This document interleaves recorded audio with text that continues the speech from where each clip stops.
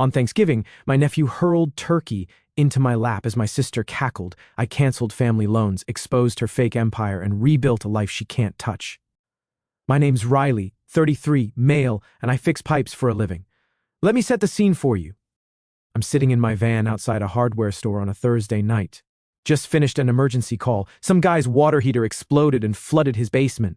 Spent 4 hours in ankle-deep water replacing valves and running new lines. The call had come in around 6:30, right when I sat down with takeout from the Chinese place near my apartment. I took 2 bites before the phone rang. The guy was panicking, water everywhere, his wife screaming in the background. I showed up 20 minutes later. The basement looked like a swimming pool, 3 inches deep. The water heater had split at a weak seam, happens with older units. Shut off the main line first, always do, then started pumping. Got the water down, disconnected the old unit, hauled it up the stairs while the guy watched and wrung his hands. The new water heater took 2 hours to install. Running new lines took another hour because the old copper was corroded. While I worked, I listened to them argue in the kitchen above me. Money stress. The sound carried through the floorboards. Finished at 10:15. The guy paid me in cash, full amount plus a tip. Then my phone lit up. Mom's text hit like a court summons. We've cut you off. Don't contact us again. No explanation, no lead-up, just a clean break delivered via text message. I stared at it. Read it 3 times. It was weird. We've cut you off like I was some kind of subscription service they decided to cancel. Another text popped up. My sister Haley hearted the message. A little thumbs up emoji next to don't contact us again. Real classy. Here's the thing. 6 hours earlier, I was at Thanksgiving dinner.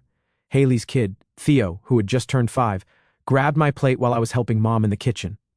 The plate with turkey, mashed potatoes, gravy, the whole 9 yards. Kid looked right at me, smiled, and flipped it onto my lap.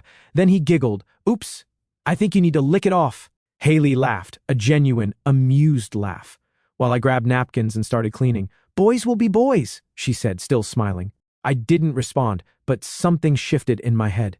Now I'm looking at my phone and Mom's text. I'd been keeping records for 2 years. Not because I planned this, just because I'm the kind of guy who keeps receipts, work orders, invoices, payment records. I apply the same logic to everything. If it's worth doing, it's worth documenting. And I'd been documenting Haley's financial disasters for 26 months.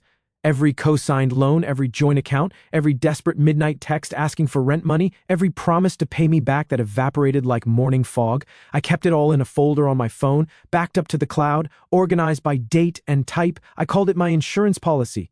Tonight, I needed to file a claim. I typed back, anyways, I'm removing my name from every loan. You have 48 hours. Sent it, set my phone down, started the van, didn't check when it started buzzing, just watched the screen light up over and over while I drove home. What they didn't know was that removing my name was just step 1. I'd spent enough late nights after emergency calls researching cosigner laws, credit disputes, and how to legally extract yourself from someone else's financial train wreck. I knew exactly what would happen when my name disappeared from those accounts. I knew about the car lease Haley couldn't afford, the business credit card she maxed out, the loan for inventory she never sold, the landlord she still owed money from 3 years ago. I knew things Haley thought were buried, and I was about to dig them all up at once. People always want the ending first. But here's the thing about letting someone implode. You don't push them. You just stop holding them up and let gravity do the work. So this is how a plate of turkey became the final straw. How a family that called me their rock learned what happens when the rock walks away. But wait, here are some other things you should know. I got into plumbing at 22, started as an apprentice, worked my way up. Now I run my own small operation. The work's steady. In my family, I'm the reliable one, the fixer. Not just plumbing, though I do that too. I mean the guy who shows up when someone needs help. The guy who co-signs loans, makes late-night transfers, and never complains. My little sister Haley is 29 and everything I'm not, flashy, dramatic, treats responsibility like it's optional. She's the type who posts motivational quotes about hustling while asking me for gas money via text at 2 a.m. You know the type. Mom calls her ambitious. Dad calls her spirited. I call her a financial black hole with good PR. But I noticed patterns over the years, how Haley always had a crisis that needed immediate cash, how her business ventures always needed just one more investment to take off, how her Instagram showed rooftop brunches and designer bags the same week she texted me begging for grocery money. The pattern started small. A borrowed 20 here, a missed lunch bill there, things you write off because family's supposed to help each other. But borrowed 20s became borrowed hundreds. Missed lunch bills became unpaid rent. I remember the first time I realized something was wrong. Haley was 25, called me crying about her electric bill. Said they were shutting off her power in 2 days. She needed $180. I sent it immediately because that's what you do. A week later, I saw photos on her Instagram. New outfit, fancy dinner with friends, tagged at some bar with bottle service. I did the math. That outfit cost more than the electric bill I'd just paid. Didn't say anything, just started paying closer attention. Next month, another emergency. Car insurance lapsed. Needed $240 to reinstate it or she'd lose her license. Sent the money. Then watched her post about a weekend trip to the beach with friends. Hotel rooms aren't free. Third month, she needed help with Theo's daycare deposit. $300, critical, he'd lose his spot otherwise. I sent it. The same week she posted unboxing videos of packages from some boutique website, clothes, shoes, decorative stuff for her apartment. The gap between her words and her actions grew every month. I documented everything, dates and amounts, then screenshots when she'd promised to pay me back Friday, and Friday became never. Then I started saving her social media posts, the ones where she talked about building her empire while owing me $6,000. Bank statements went into the folder, every joint account showing my deposits and her withdrawals, every credit card statement showing charges at places I'd never heard of for things I'd never approved. I wasn't planning anything at the time, just documenting reality. Here's how it works in my family. When something needs doing, I do it. Haley shows up late with an excuse and a Starbucks cup. Everyone smiles. I carry the weight. While I carried the weight, I also collected receipts.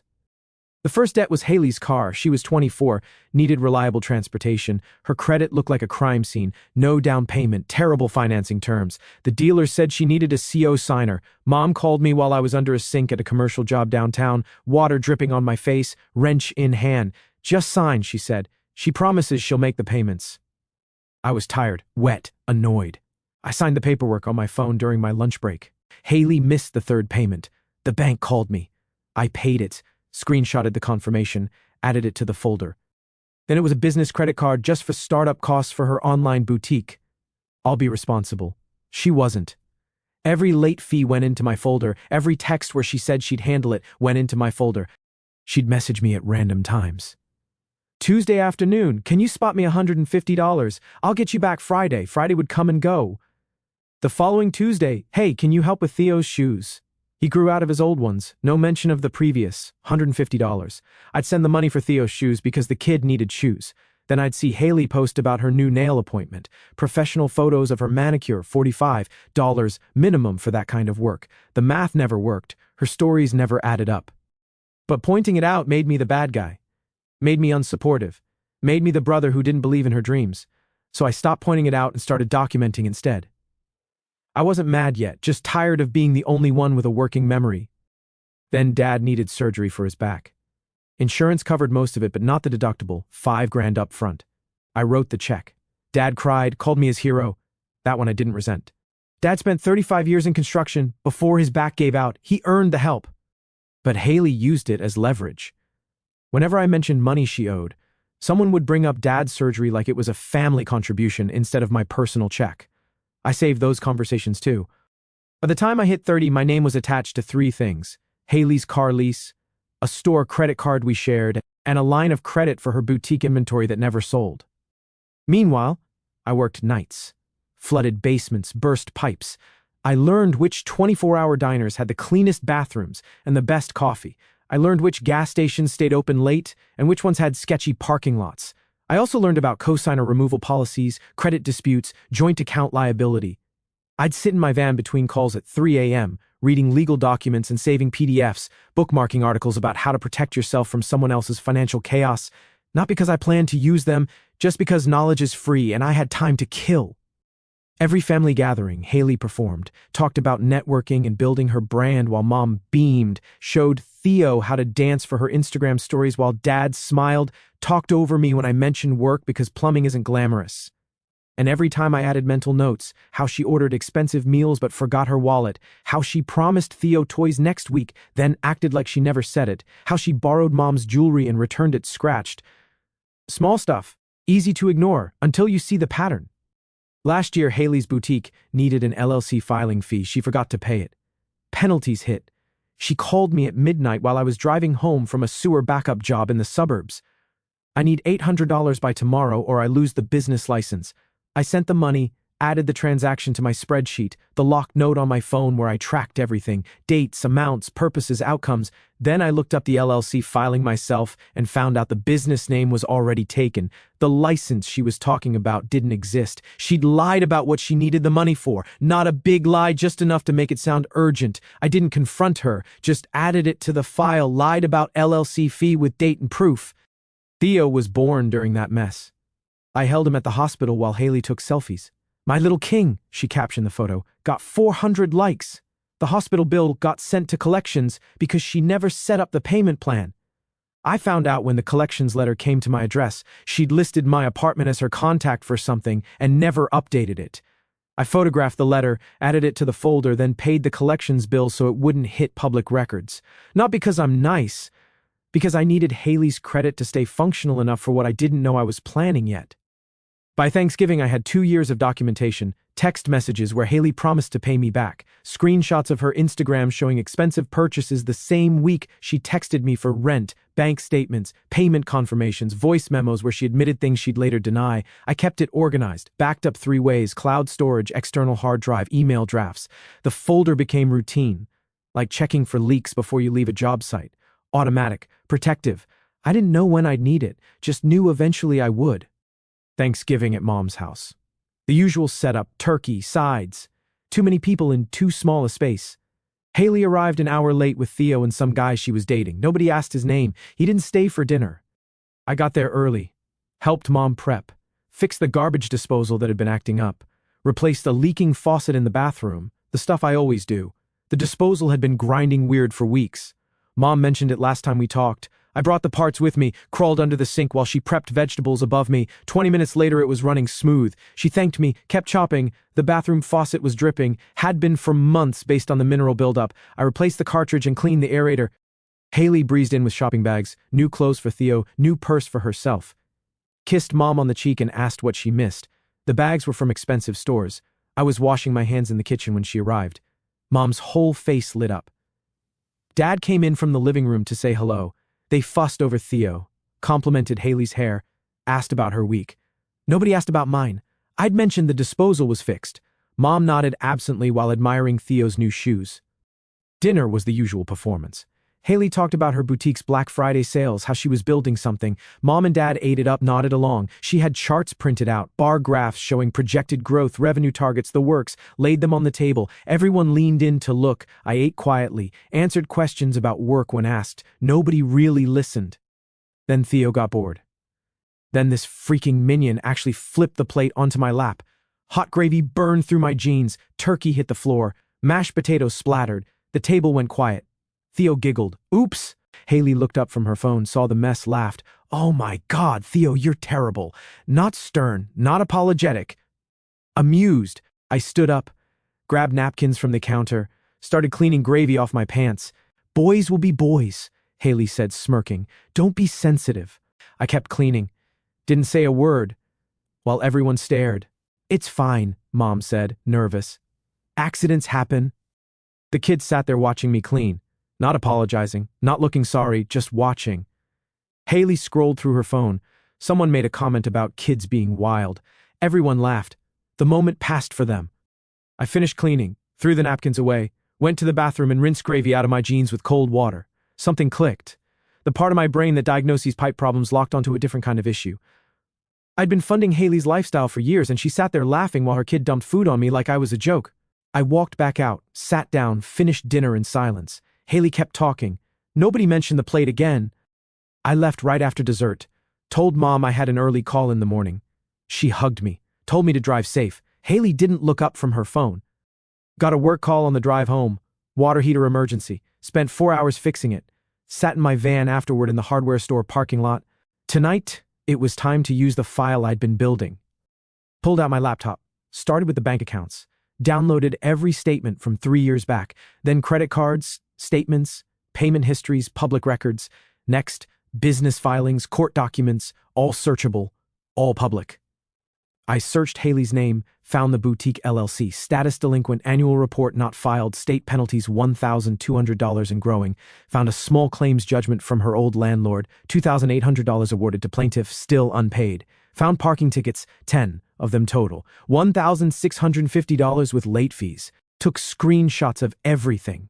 Haley wasn't just bad with money. She was ignoring every official obligation while maintaining an image of success. I pulled up cosigner removal policies, read them carefully, prepared documents. Then researched credit disputes, fraud alerts, joint account separations. Looked at Haley's Instagram, public profile, posts about entrepreneurship and building wealth. Recent photos showed new clothes, nice restaurants, the boutique she claimed was thriving. I screenshotted posts from the last 6 months, then cross-referenced post dates with my bank statements. Photo of Haley at an upscale brunch, caption about success, date March 12th, my bank statement from March 10th, $500 transfer to Haley, memo, emergency rent, photo of new designer bag, caption about treating yourself, $350 transfer to Haley, memo, car payment, and so on. Every flex was funded by my money. I made a document, her posts on the left, my statements on the right. Let the dates do the talking. At 2 a.m., I closed the laptop. My coffee had gone cold. The hardware store parking lot was empty except for one other work van. I'd spent 3 hours building a case. Not for court, for destruction. Typed a response to Mom, removing my name from every loan. You have 48 hours. Sent it. The phone exploded. Texts, calls, voicemails. I silenced it all. Climbed into the back of my van where I keep emergency blankets and a pillow. Set an alarm for 7 a.m. Slept better than I had in months. Banks open at 9. I walked in at 8:45 wearing clean work pants and a company polo. Brought my laptop, brought my folder, brought 2 years of documentation. The branch was one of those older buildings with marble floors and high ceilings. I signed in at the desk, told them I needed to speak with someone about multiple accounts. The receptionist looked at her screen, made a call, told me to wait. A loan officer named Margaret sat me down in a small office. She had reading glasses on a chain and looked like she'd seen every family disaster twice. What can I help you with? I need to remove myself from several accounts. I have documentation. I opened my laptop, showed her everything I'd been documenting. Her eyebrows went up. This is extremely organized. Then she pulled up my accounts. We went through them one by one. The car lease. I could request removal, but Haley would need to refinance on her own or find a new CO signer. Given her credit and income, that wasn't happening. Margaret pulled up Haley's credit report. She could see it because I was on the accounts. Score in the low 500s, multiple late payments, high utilization, collections activity. Her profile is going to make refinancing difficult, Margaret said carefully. What if she can't qualify? I asked. The vehicle would be subject to repossession. She'd have 45 days to refinance or return it. And my liability? Once we process your CO signer removal, you're no longer responsible for payments. The account stays on your credit report until it's paid off or resolved, but future missed payments won't affect your score. I signed the form. The store credit card. I could close it immediately and remove my name once the balance hit 0. Margaret checked the balance, current charges, recent activity, restaurants, retail stores, online shopping, nothing that looked like business expenses. Close it now, I said. I'll pay off the balance. Margaret blinked. The balance is $6,100. I know. I've been tracking it. I'd been saving money I should have spent on upgrading my van or buying better equipment. Instead, I'd stockpiled it for this moment. I watched my savings drop. Felt nothing but relief. Account closed to new charges. My name would be removed in 30 days. The line of credit. I could revoke my guarantee with written notice. The account would freeze while they reviewed Haley's ability to maintain it solo. Margaret went through the terms. The credit line was for business purposes, required proof of revenue, tax returns, bank statements showing business income. Do you know if the primary account holder has these documents? She asked. No idea, I said. Not my problem anymore. What happens if she can't? The account closes and the balance becomes due immediately, 15 days from notification. I signed the form. Send notification today. She printed copies of every form, stapled them, slid them across the desk in a folder. You're very thorough, she said. Most people don't document like this. Most people trust their family. I stood, shook her hand. Professional. Left at 11:30, checked my phone in the van. 46 messages. Mom, what have you done? Haley, the car, you're taking my car. More from Haley. Theo needs that car. I need it for work. You can't do this. I watched the progression, rage to panic to begging, classic. Pulled up my prepared document, Haley's Instagram post next to my bank statements, added a title, Image versus Reality, How Success Was Funded. Didn't send it yet. That came later. First, I needed to confirm the damage. Drove to Mom's house. Time for the face-to-face. Mom opened the door before I knocked. Her face was red, eyes puffy. Dad stood behind her. Haley paced by the couch, phone in hand. Theo played with toys in the corner, oblivious. Get inside. The living room felt smaller than usual. TV off. Everyone positioned like they were ready for a fight. Explain yourself, Mom said. I set my laptop bag down, stayed standing, kept my keys in my pocket. I removed my name from Haley's debts. All of them. Why? Dad's voice quieter, almost curious. Because I'm done funding her image. Haley laughed, sharp and bitter. Over some Thanksgiving dinner drama? You're that petty? Not about the turkey, I said. About respect. About years of co-signing and covering and cleaning up messes while getting treated like a joke. Mom stepped closer. Family helps each other. I did help. I helped until helping became enabling. There's a difference. Enabling. Haley's voice cracked. I was building a business, taking risks. You wouldn't understand because you just fixed toilets. The insult hung there. Dad shifted uncomfortably, looked at Haley, then at me. Didn't say anything, but his expression changed. How much do you think you owe me? I asked. I don't know. Some. I'll pay you back. $38,400. The room went dead silent. I documented everything, I continued. 2 years of records, statements, screenshots, texts where you promised to pay me back. Haley's face changed. The confident mask cracked. You kept records? Obviously. Why wouldn't I track money? Mom was confused. That much? That much. Plus the credit damage, the stress, the midnight calls from banks because she missed payments. I pulled out my phone, showed them a summary, a simple list, each debt, each date. Car payment coverage. $12,400 over 2 years. Credit card charges, $6,100. Emergency transfers, $11,200. Business credit line, $9,800. Total, $39,500. This is insane, Haley said, but her voice was weak.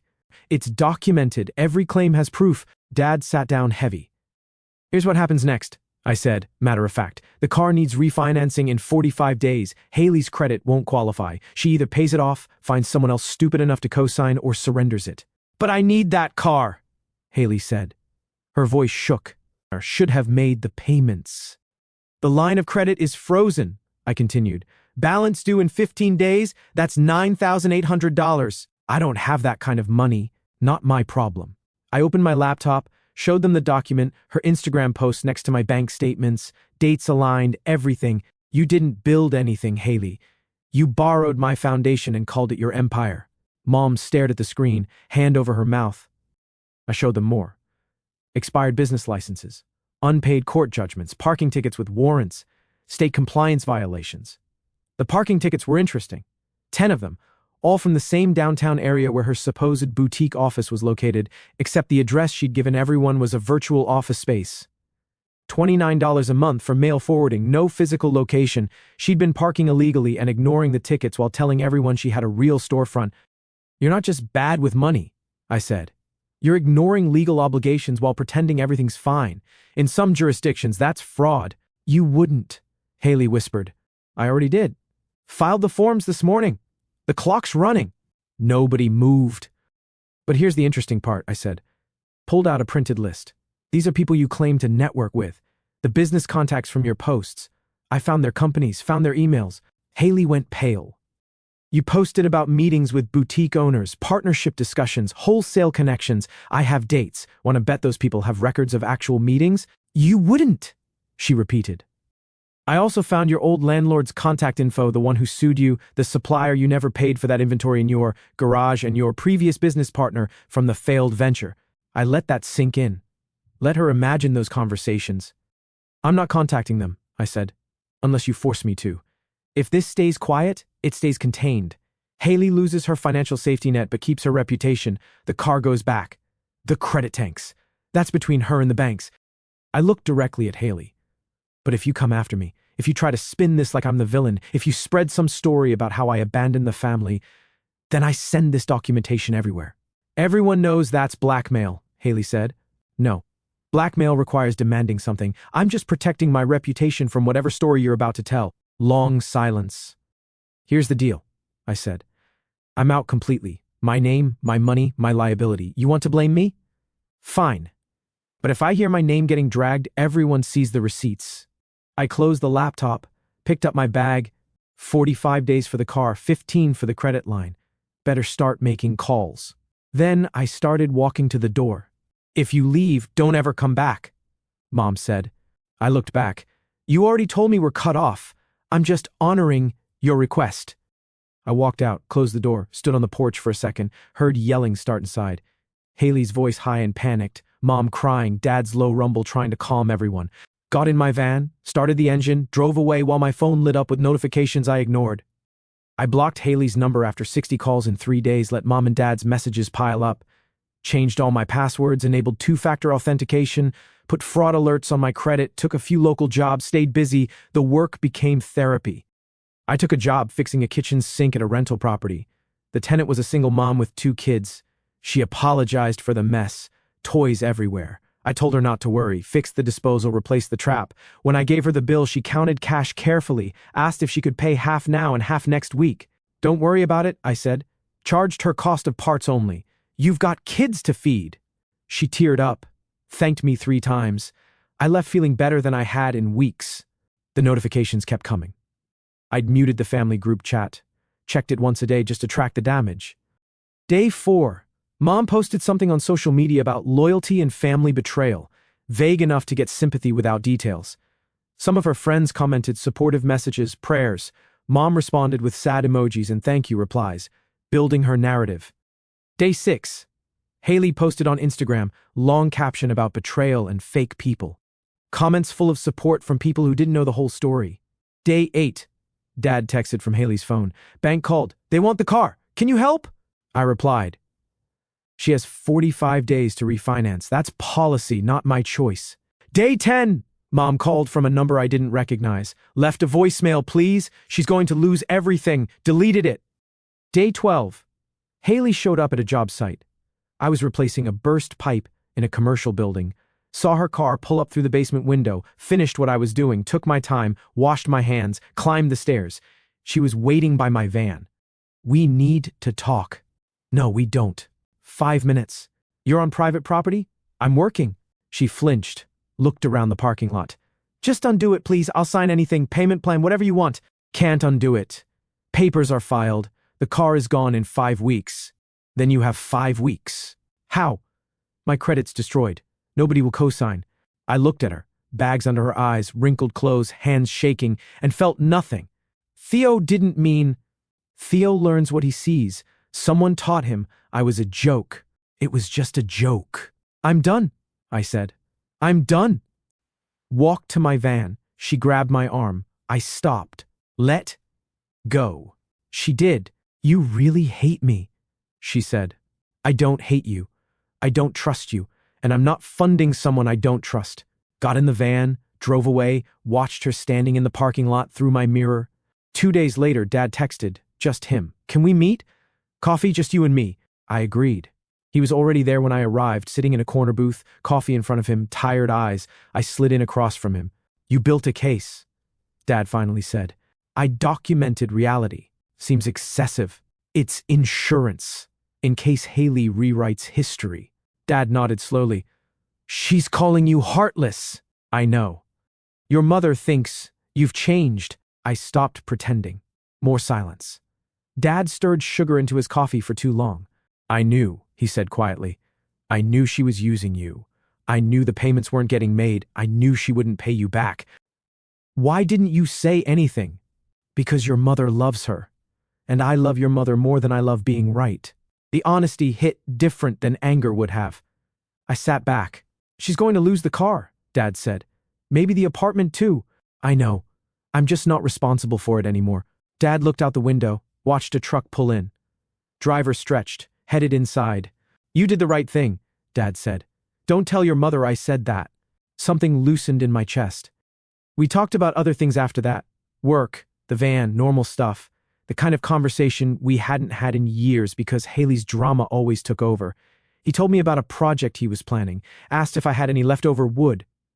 I told him I'd check my scrap pile, bring some by if Mom wasn't home. "She'll cool off eventually," he said. "Give her time." Maybe. When we left, he hugged me in the parking lot. "Quick, tight. Take care of yourself." "You too." Got a text later from an unknown number. "This is Haley's old business partner. Heard you might have info about unpaid inventory." Wondered how he got my number, then realized Haley probably listed me somewhere without asking. Sent him photos of the inventory in Haley's garage and the supplier's contact info. "Thanks," he replied. "She owes me $4,500. Good to know I'm not alone." "You're not." 3 weeks passed. Mom texted once, "The car's gone. Haley had to surrender it. She's devastated." I read it. Felt tired relief. Replied nothing. Month 2. The line of credit went to collections. Haley couldn't pay. They froze the account and started proceedings. I wasn't liable anymore. My documentation protected me. Haley tried to add me to a new credit application. Got a notification from my credit monitoring, disputed it immediately. Application denied. She tried twice more, disputed both. Added fraud notes to my file. The attempts stopped. December brought more attempts. New social media accounts. Blocked. Emails. Filtered to spam. Another job site visit. Property manager removed her. The desperation showed. Her image cracked. People started asking questions. The truth spread without my help. By Christmas, the final piece fell. State penalties caught up. Business license revoked. LLC dissolved. Any future ventures required settling old debts first. She couldn't pay. Asked Mom and Dad. Dad said no, first time ever. Haley sent one final message, not to me, to Dad. He forwarded it. "I'll never forgive Riley." I read it, smiled, and moved on. Because that's revenge disguised as consequences. You don't need forgiveness from people who wronged you. My credit score went up 40 points in 3 months. The joint accounts disappeared. The co-signed debts vanished. My financial profile cleaned up fast once Haley's mess wasn't attached to it. Started looking at better apartments. Places with garages for my van, neighborhoods where I wouldn't hear gunshots at night. Started thinking about buying a house, building equity instead of paying rent. Scheduled meetings with a mortgage broker, looked at my finances properly for the first time in years. Without Haley's debts dragging everything down, I actually qualified for decent rates. The broker pulled my credit, nodded approvingly, said I had options. Started driving through neighborhoods on weekends, looking at properties. Just a place with a garage, maybe a small yard. Room for the van and my tools. A basement I could finish. Somewhere I could build something that was mine. Found a place in March. Small ranch house. 3-bedroom, detached garage. Needed work but solid bones. Made an offer. Closed in 6 weeks. Moving day was quiet, just me and my stuff. Packed my van, made 3 trips, set up my tools in the garage, hung my license on the wall. First night in my own house, I ordered food, sat on the floor because I hadn't bought furniture yet, ate in silence. Felt peace I hadn't experienced in years. Haley's Instagram eventually came back. Different tone, humble posts about learning from mistakes and starting over. Comments were supportive but fewer. The performance had lost its audience. I didn't follow her, didn't need to. Heard updates through Dad when we met for coffee every few weeks. Those became regular. Theo asked about me sometimes. I'd send gifts for birthdays and Christmas, cards with $20 bills. Little things that said I'm still here when you're old enough to understand. I realized the best revenge is building a life that is untouchable to those who can't handle watching you thrive.